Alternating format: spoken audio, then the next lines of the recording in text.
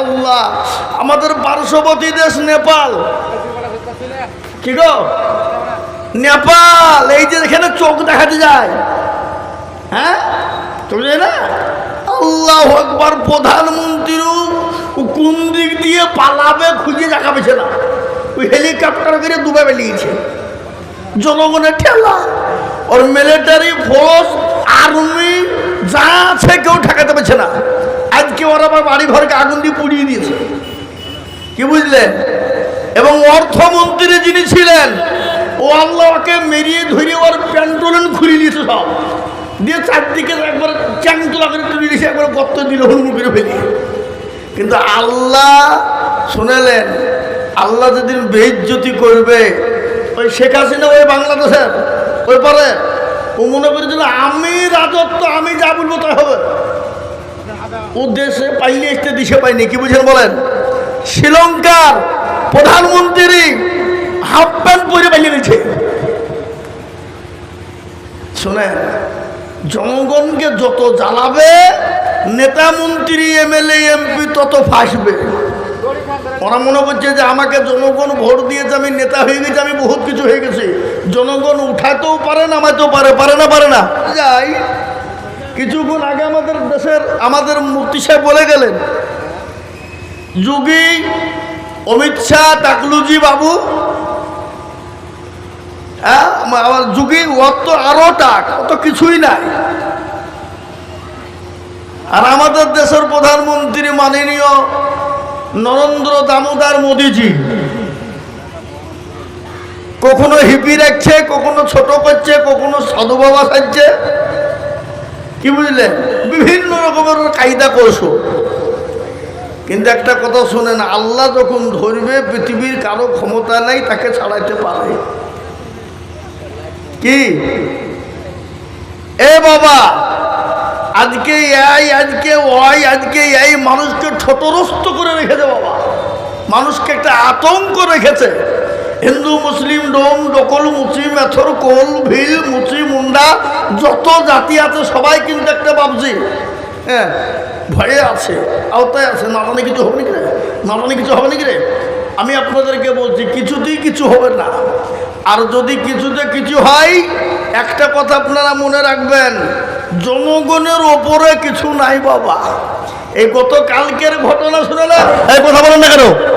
হ্যাঁ, উঠাতেও পারে, নামাতেও পারে। তো আমার দেশের প্রধানমন্ত্রী যদি আজকে জনগণকে খেপায়, মুসলমানদেরকে খেপায়, মুসলমানদের ওপর অত্যাচার জুলুম করে, আদিবাসীদের ওপর অত্যাচার জুলুম করে, হ্যাঁ এ বাবা, সেদিনও একদিন দেখবেন সেও একদিন থাকবে না, ওকেও একদিন দেশ ছাড়তে হবে। এটা আপনাদেরকে বলে দিয়ে গেলাম আমি। তা একটা কথা হলো, আল্লাহর উপর ভরসা করতে হবে আমাদের। কার উপরে? আল্লাহর উপর। যেটা হবে আল্লাহর তরফ থেকে হবে। পৃথিবীর কারো ক্ষমতা নেই যে আপনাকে আমাকে ঠেকাইতে পারে। এই গ্রামটার নাম কি? ধনাইপুর। গোটা ধনাইপুরটার জন্যে, এটা তো ইসলামপুর থানা, রানীনগর 1 পড়ছে না নাকি গো? রানীনগর 1 ইসলামপুর থানা। এই আমাদের এই রানীনগরে 1, 2 দুটো ব্লক আছে। একটা 1 ব্লক ইসলামপুর থানা, আর একটা হলো 2 ব্লক হলো রানীনগর থানা, তাই তো নাকি? তো এই ধনাইপুরের ওপরে যদি গোটা রানীনগর 1, 2 ব্লকের লোক খুশি হয়ে যায়, আর আল্লাহ যদি এই গ্রামের উপর নারাজ হয়ে যায়, তো এই গ্রামকে বাঁচানো যাবে? যাবে? যাবে না। আর আল্লাহ যদি এই ধনাইপুর ওয়ালাদের হয়ে যায়, আর গোটা রানীনগর 1, 2 ব্লক, গোটা মুর্শিদাবাদ যদি বিরোধী হয়ে যায়, সে ধনাইপুরের কিছু করতে পারবে না। কিন্তু একটা কথা আপনাদেরকে বলার উদ্দেশ্য হলো, আজকে মুসলমানদের ওপরে খালি আজকে অত্যাচার হচ্ছে না বা, দেখবেন যেটা সত্য তার উপর বিভিন্ন রকমের বালা মুসিবত অত্যাচার জুলুম আছে কিনা, কিন্তু তাকে শেষ করা যায় না। আদম নবী আলাইহিস সালাম থেকে নিয়ে এই পর্যন্ত মুসলমানদের উপর বিভিন্ন রকমের কায়দা কৌশল দিয়ে অত্যাচার জুলুম হয়েছে বাবা, কিন্তু আল্লাহর রহম ও করম এ দিনকে আল্লাহ হেফাজত করে রেখেছেন এবং কিয়ামত পর্যন্ত থাকবে। বলুন ইনশাল্লাহ, তোরা বলুন ইনশাল্লাহ। মুসলমান দরদি, আমি আপনাদেরকে বলি, শুনলেন, বেশি বেরো না, বাড়িতে গেলেই পড়ে যাবা। আমাদের দেশের লোকে বলে, মুরব্বীরা বলে, হ্যাঁ প্রতিবারা বেরো না, ঝড়ে পড়ে যাবে, আর অতই ছোট হয়েও না যাতে ছাগলে চেপকে মেরে খাবে। আমরা বলে কি না, এটা আমাদের মুরব্বীদের কথা বাবা। কিছু কিছু মুরব্বীদের কথাকে আমরা বলি। তা আমি আপনাদেরকে বলে যাই, ফেরাউন এসেছিল, নমরুদ, আবু জেহেল, আবু লাহাব, উতবা এসেছিল, সাইবা, মুগিরা এসেছিল। তারা যুগের পর যুগ ধরে ইসলামের উপর অত্যাচার জুলুম করে গিয়েছিল। আল্লাহ তাদেরকে নাস্তে নাবুদ করে দিয়েছে, তাদেরকে বরবাদ করে দিয়েছে, তাদেরকে ধ্বংস করে দিয়েছে।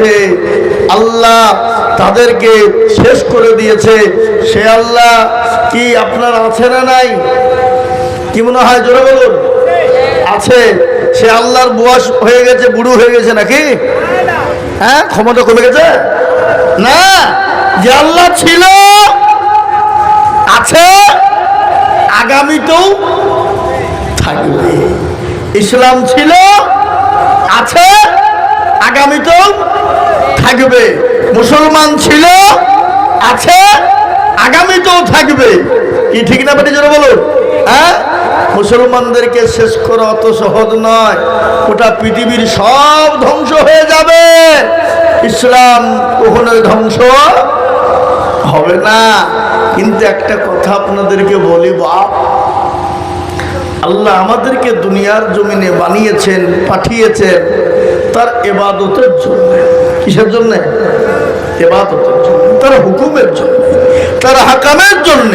আমরা যদি তার হুকুম, হাকাম, তার ইবাদত আমাদের জীবনে ফিট করতে পারি, এটা আপনার আমার কামিয়াবি। কার কামিয়াবি? আপনি আমি যদি নামাজ না পড়ি, আল্লাহর কোনো ক্ষতি হয়ে যাবে না? আল্লাহ ওপরে আছে, নিচে নেমে যাবে? আপনি আমি যদি সারা জীবন ইবাদত করে যাই, 5 ওয়াক্ত নামাজ পড়ে যায়, আল্লাহ যেখানে আছে সেখান থেকে উপরে উঠে যাবে নাকি? নাকি মনে হয় না? আল্লাহ যেখানে সেখানেই সে আছেন, থাকবেন। কিন্তু আপনি আমি ইবাদত করলে আল্লাহ খুশি হবে আপনার উপরে, আমার উপরে। আর আপনার উপর, আমার উপর যদি আল্লাহ একবার খুশি হয়ে যায়, তাহলে গোটা পৃথিবীর কারোর ক্ষমতা নাই আপনার কেউ ক্ষতি করে দিতে পারে। কিন্তু মুহতারাম বুজুর্গ দোস্ত, আমরা দুনিয়ার সমস্ত যাবতীয় কাজ করি, কিন্তু আল্লাহর ইবাদত করি না, আল্লাহর হুকুমকে পালন করি না, আল্লাহর দ্বীনকে মেনে নিতে পারি না, আল্লাহর কাজকে আমাদের জীবনে ফিট করতে পারি না। এই জন্য আজকে আমাদের একটু দুর্দিন বাবা। আসুন নিয়াত করে নিই, জি নামাজ সামনে এসে গেলে দুনিয়ার সমস্ত কাজ আপনাকে আমাকে ফেলে দেওয়া দরকার, নামাজকে আগে প্রাধান্য দেওয়া দরকার। কি বুঝতে পারলেন না? বললেন না? আপনাকে আমাকে নামাজকে আগে প্রাধান্য দিতে হবে, নামাজের উপর গুরুত্ব রাখতে হবে। নামাজের উপর গুরুত্ব আমাদের যদি থেকে যায়, তাহলে ইনশাল্লাহ সুম্মা ইনশাল্লাহ আল্লাহ আমাদেরকে চতুর্দিক থেকে হেফাজত করবে। হে মুসলমান, ইজ্জত বেইজ্জতের মালিক আল্লাহ কোরআনে বলেছে, কুলিল্লাহুম্মা মালিকাল মুলক তুতিল মুলকা মান তাশা ওয়া তানজুল মুলকা মিম্মান তাশা ওয়া তুইজ্জু মান তাশা ওয়া তুযিল্লু মান তাশা বিয়াদিকাল খায়র ইন্নাকা আলা কুল্লি শাইইন কাদির। আল্লাহ কোরআনে বলেছে, ইজ্জতের মালিক আমি, বেইজ্জতের মালিক আমি, সম্পদ দেওয়ার মালিক আমি, তোমাকে বাঁচিয়ে রাখার মালিক আমি, নিঃশ্বাসের মালিক আমি, বিশ্বাসের মালিক আমি। আমি আল্লাহ যতদিন তোমার নিঃশ্বাস দিয়েছি, পৃথিবীর কেউ ক্ষমতা নাই তোমার নিঃশ্বাসকে কেড়ে নিতে পারে, পৃথিবীর কারো ক্ষমতা নাই তোমার বিশ্বাসকে কেড়ে নিতে পারে। আমি আল্লাহ যাকে যতদিন রাখবো পৃথিবীতে সেই ততদিনই থাকবে। ঠিক না বেরিয়ে যাবে? বলুন। হ্যাঁ, এটা আল্লাহ 40 বছর মানুষ তৈরি করার 40 বছর আগে আল্লাহ ওটাকে রেডি করে রেখে দিয়েছেন বাবা, রেডি করে। বান্দা কতদিন দুনিয়ায় থাকবে, কতদিন খাবে, কতদিন পড়বে, কত বছর দুনিয়ায় বেঁচে থাকবে, কয়টা সন্তান হবে, কয়টা বিবি হবে, মুসলমান কত বিঘে সম্পদের মালিক হবে, ব্যবসা করবে না চাকরি করবে, গাড়ি করবে না বাড়ি করবে, সম্পদ করবে না কি করবে, এটা আল্লাহ আপনাকে আমাকে তৈরি করার 40 বছর আগে আল্লাহ রাব্বুল আলামিন ওটা নির্ধারিত করে দিয়েছে।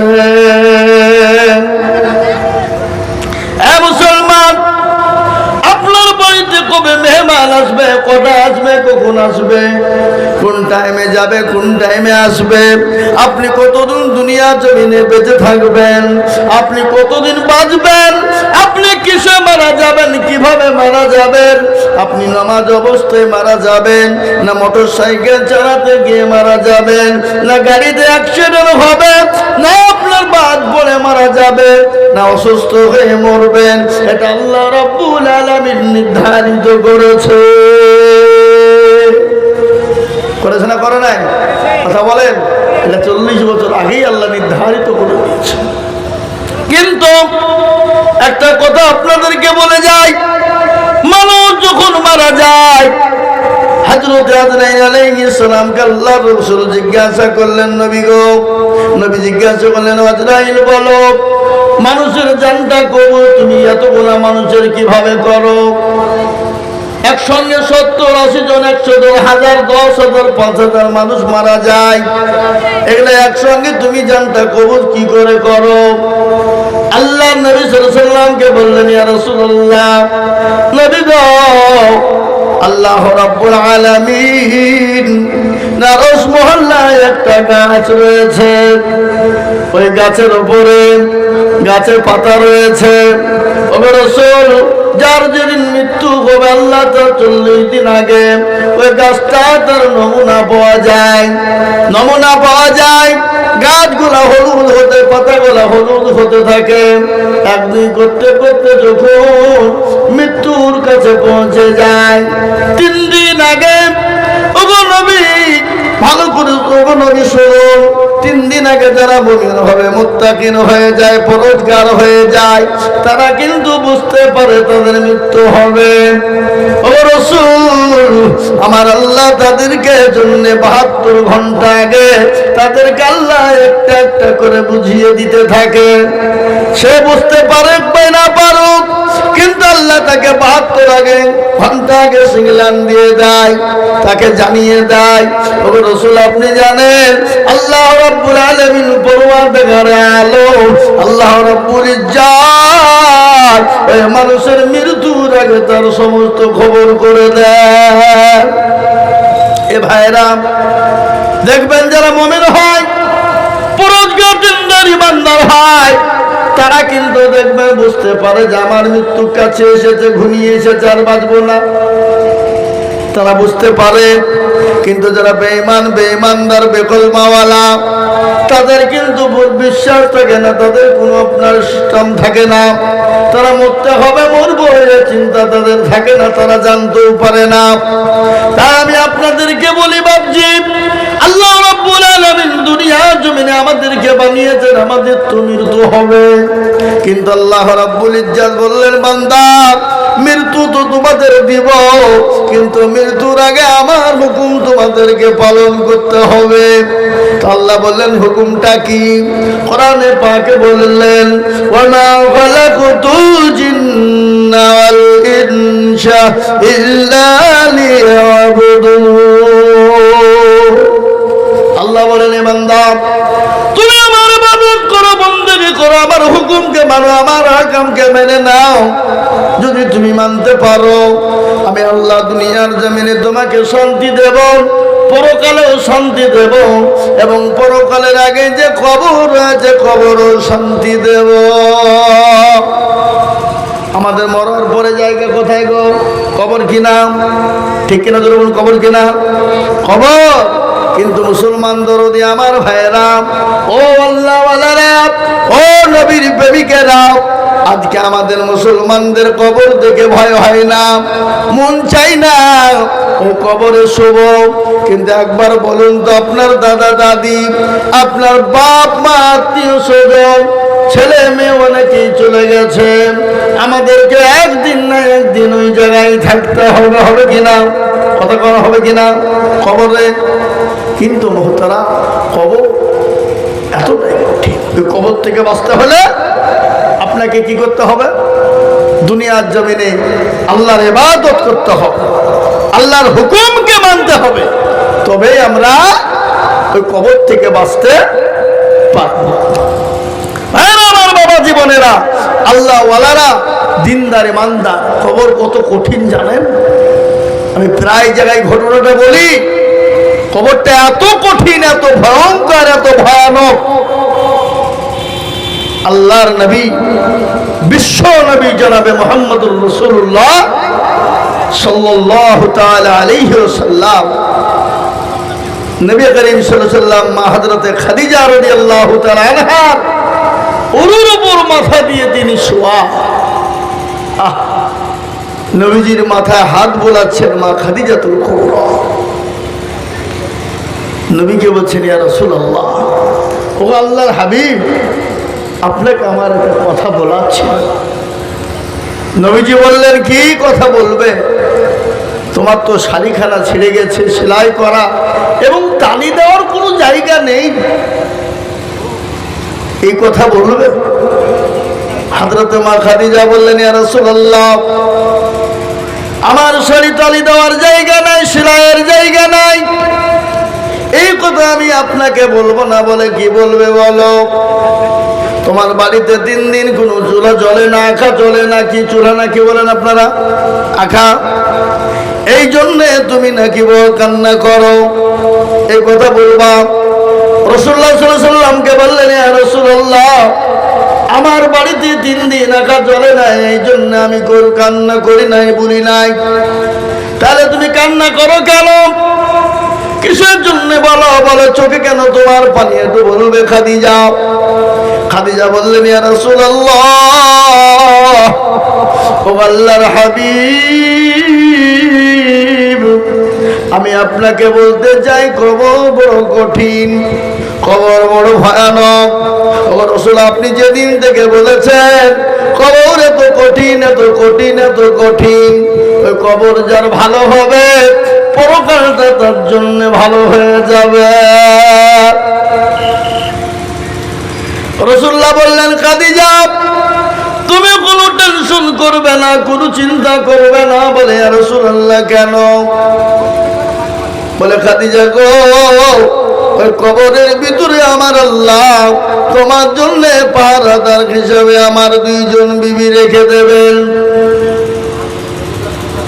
মা খাদিজা রাদিয়াল্লাহু তাআলা আনহা বললেন, ইয়া রাসূলুল্লাহ, ইয়া হাবিবাল্লাহ, 2 জন বিবি আপনি কোথায় পেলেন? কোন জায়গায় পেলেন? কোথা থেকে পেলেন? আমার আগে তো আপনার কারো সঙ্গে আর বিবাহ হয় নাই। নবী গো, আপনি 2 জন বিবি কোথায় পেলেন, একটু আমাকে দয়া করে বলুন। রাসূলুল্লাহ বললেন, খাদিজা, তুমি কোনো টেনশন করো না, আমার আল্লাহ রাব্বুল আলামিন জান্নাতের ভিতরে 2 জন বিবির সঙ্গে আমার বিবাহ দেবে। ওই 2 জন বিবি তোমার সঙ্গে পাহারাদার হয়ে যাবে। আল্লাহ নবীকে বললেন, ইয়া রাসূলুল্লাহ, ওই 2 জন বিবিকে একটু দয়া করে বলুন। নবীজি বললেন, খাদিজা, 1 নম্বর হলো হযরতে আসিয়া, 1 নম্বর মা হযরতে আসিয়া, ফেরাউনের বিবি।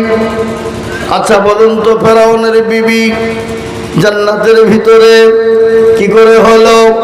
আপনাদের সকলের জানা আছে, ফেরাউন দুনিয়ার জমিনে রাজত্ব করেছিল, নিজেকে খোদাই দাবি করেছিল, দুনিয়ার জমিনে নিজেকে বলেছিল আমি সবের মালিক। আল্লাহ রাব্বুল আলামিন ওই ফেরাউনকে নীল নদীর ভিতরে ডুবিয়ে মেরেছে কিনা? মারা নাই? নীল নদী ডুবিয়ে মেরে দিয়েছে। ফেরাউনের বিবি আসিয়া, ফেরাউনকে সবাই কিন্তু খোদা বলে মেনে নিয়েছিল, কিন্তু তার বিবি আসিয়া মানে নাই। তার উপর এত অত্যাচার এত জুলুম হয়েছিল, এত অত্যাচার এত জুলুম হয়েছিল। মা খাদিজা, মা আসিয়া রাদিয়াল্লাহু তাআলা আনহাকে মরুভূমির উত্তপ্ত গরম বালিতে ফেলে দিয়ে বলা হয়েছিল, যতক্ষণ পর্যন্ত আমাকে না মানবে ততক্ষণ পর্যন্ত মারতে থাকো। এত মার মারা হয়েছিল, মা আসিয়া রাদিয়াল্লাহু তাআলা আনহার গোটা শরীরটা ক্ষত বিক্ষত হয়েছিল।